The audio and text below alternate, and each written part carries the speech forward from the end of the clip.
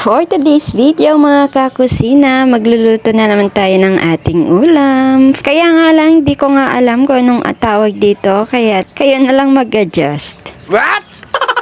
At ang unang gagawin ay pinakulo ko na nga muna itong karne ng baboy ng 2 oras or di naman kaya hanggang sa lumambot itong karne natin. At ngayon naman ay ipiprito na nga natin yung ating mga nilagang karneng baboy. At habang nagpiprito ay nagpe-prepare na nga rin na yung aking asawa ng aming lutuan. At syempre naghiwa na nga rin ako ng bawang at sibuyas. At kinat ko na nga muna dito yung aking video mga kakusina kasi naman bibili nga muna ako ng aming pangsaing. At sinabihan ko nga rin yung aking asawa na hintayin niya ako sa pagbi-video.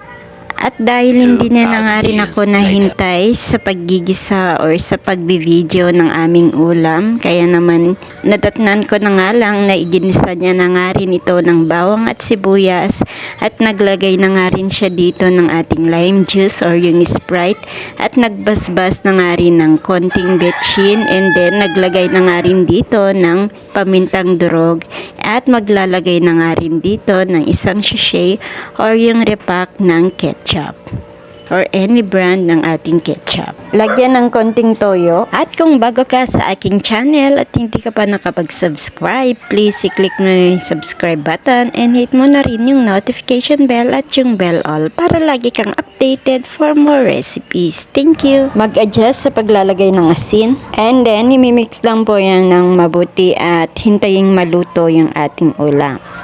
And simmer for 10 minutes. And halos papaluto na ito mga kakusina.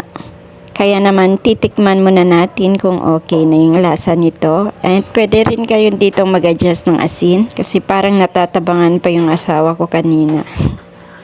So ayan na mga kakusina.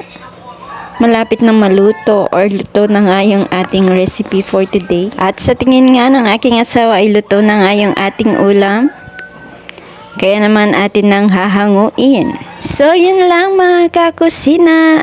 Dito na po nagtatapos ang ating recipe for today. Maraming salamat sa panonood and God bless everyone. Bye-bye.